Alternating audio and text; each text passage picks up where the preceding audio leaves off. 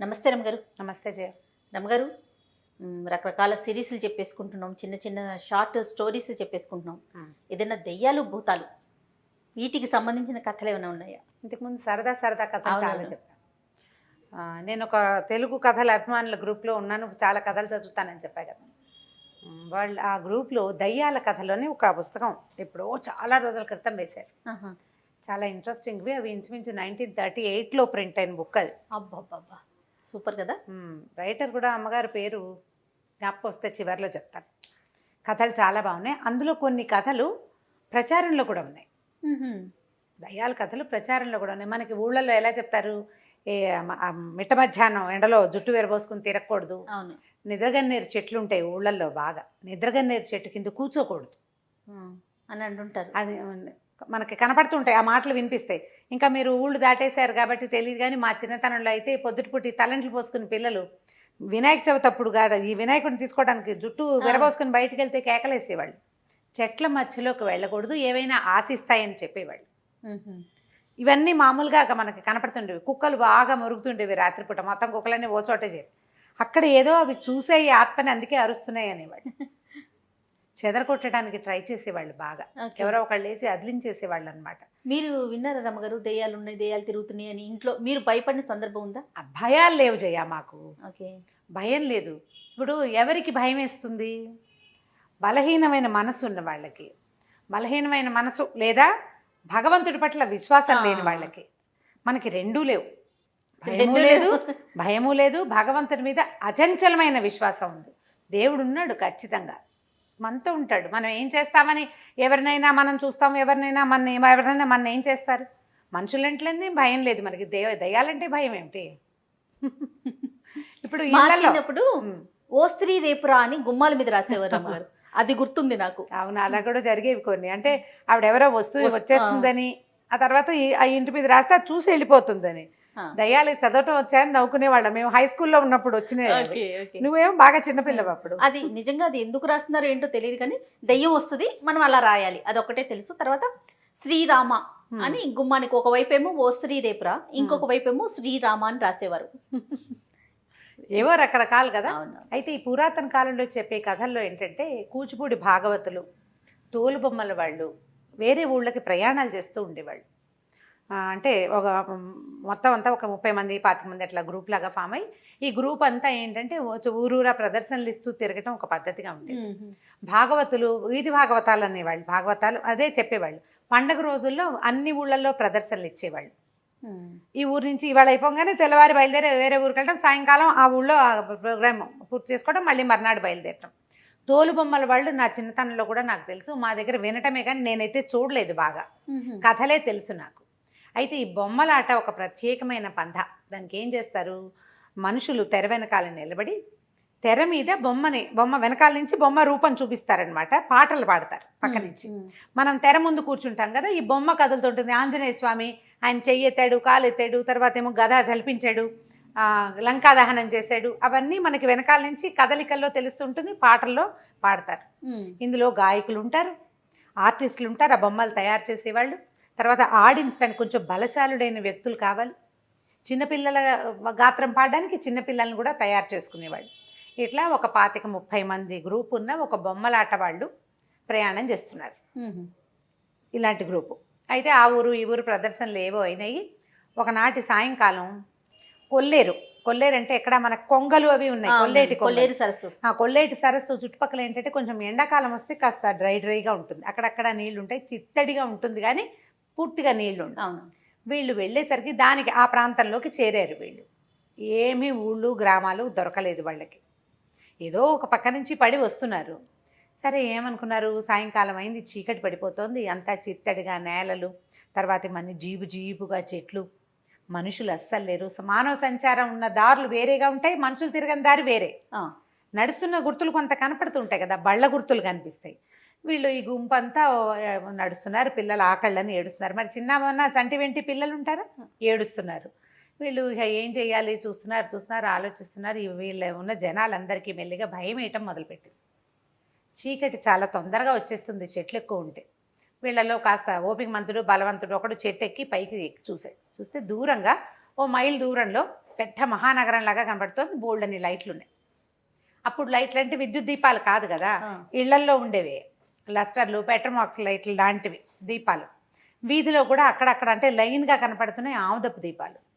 సరే దీపాలు ఉన్నాయి, ఏదో ఊరు కనిపిస్తుంది, కొంత సందడి కూడా వినపడుతోంది. కొంచెం మనుషులు తిరుగుతుంటే, గొడ్లు ఉంటే, మెళ్ళో గంటలు అవి మోగుతూ ఉంటాయి. ఏదో ఇక్కడ ఏదో ఉన్నది, మెల్లిగా కాస్త కాలు చాచి నడుచుకుంటూ వెళ్ళిపోతే ఊళ్ళో చేరిపోతాం అనుకున్నారు. గుంపంతా పోయారు ఊళ్ళోకి. వెళ్తే వరుసగా దారులు, చక్కగా ఏర్పరిచిన నగరంలాగా ఉంది, అది పట్టణంలా ఉందన్నమాట. అంటే ఏ సందుకు ఆ సందు కనపడుతుంది, అన్ని వేదఘోష వినపడుతున్న బ్రాహ్మణుల ఇల్లు, అదేదో అగ్రహారంలాగా ఉంది. సరే వెళ్ళేసరికల్లా కొంతమంది ఏమో బంగారపు ఉయ్యాలలు వేళ్లాడుతున్నాయి వాకిళ్లలో, భార్య పిల్లలు కూర్చుని ఉయ్యాలలు ఊగుతున్నారు. పెంపుడు చిలకలు, కోళ్ళు లేవు, కోళ్ళు ఉంటే రైతులు ఉన్నట్టు, చిలకలు ఉంటే బ్రాహ్మణులు ఉన్నట్టు, ఏదో భాష నేర్పిస్తారు, రండి కూర్చోండి అంటుంటాయి. అవి రకరకాలుగా ఉన్నాయి. అక్కడక్కడ వంటల వాసనలు వస్తున్నాయి. ఆడవాళ్ళు కనిపిస్తున్నారు, మగవాళ్ళు చక్కగా చెవుల కుండలాలు, పంచలు, తర్వాత ఏమో ఆరేసున్న ధవతులు, బట్టలు కనిపిస్తుంటే మనకు తెలుస్తుంది కదా ఫలానా వాళ్ళు ఉన్నారు. వీళ్ళని చూసి అందరు పిలిచారు. ఆకళ్ళేసి నకనకలాడిపోతున్నారు వీళ్ళు. సరే భోజనం ఏర్పరిచారు.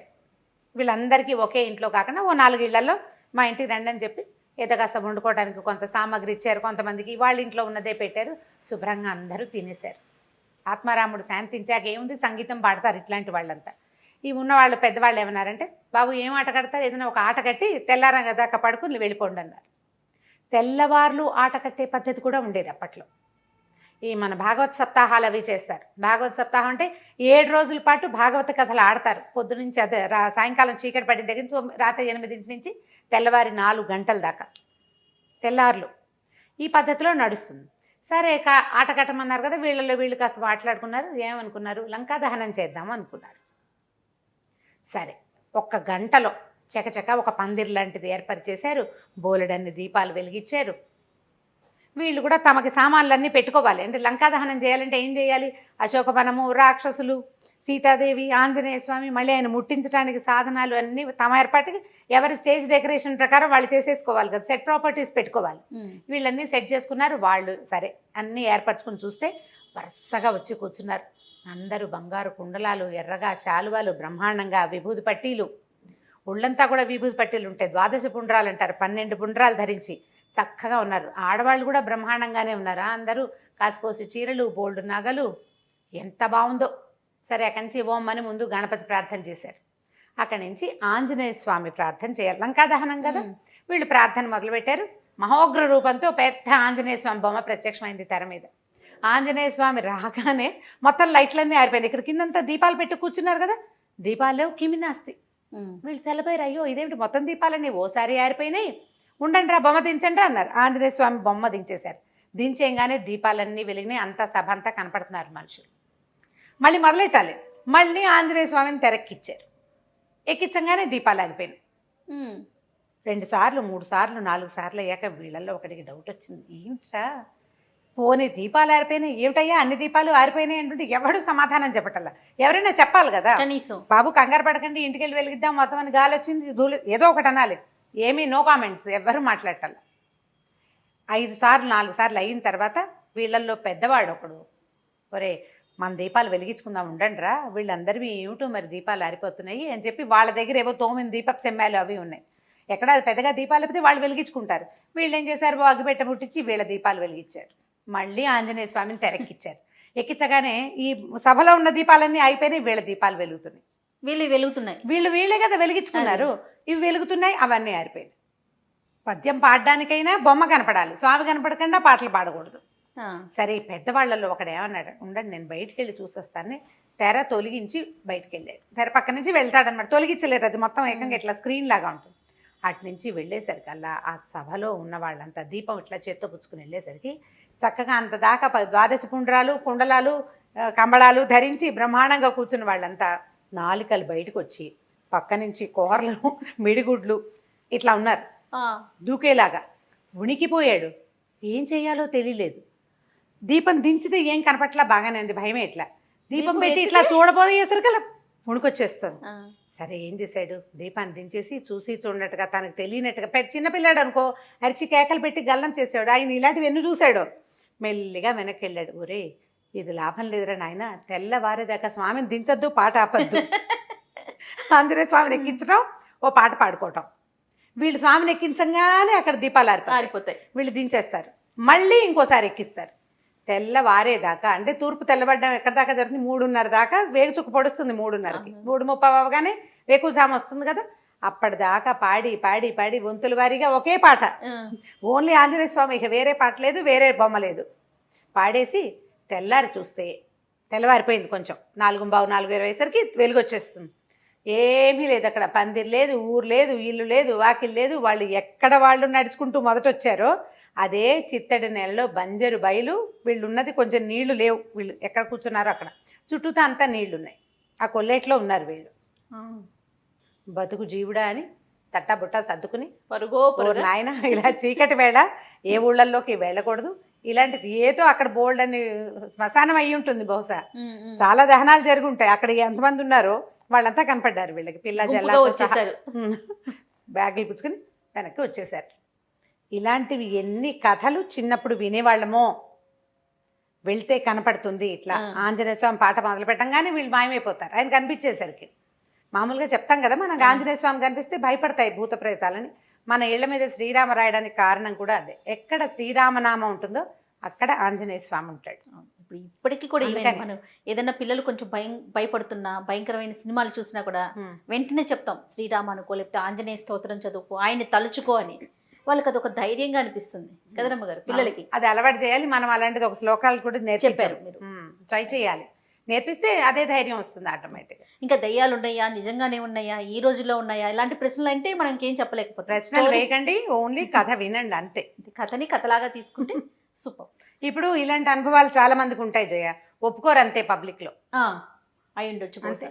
మేము వెళ్తుంటే అక్కడ ఏదో కనిపించిందని, ఏదో చూసామను, ఏదో వేగ్గా ఒక షేప్ కనిపించిందని, ఇలాంటి మీరు అన్నట్లుగా చాలా వింటూ ఉంటాం మనం. ఉంటాయి, మన తాతలు నాయనమ్మలు చూసిన వాళ్ళు కూడా ఉంటారు. మనం ఒప్పుకోమంతే. ఇది ఒక కథ వినండి. 38లో ప్రింట్ అయింది. రైటమ్ గారు నమస్తే. నమస్తే. అలనాటి అమ్మమ్మ రుచులు, భారతమ్మ రుచులు, స్వచ్ఛమైన పొడులు, పచ్చళ్ళు.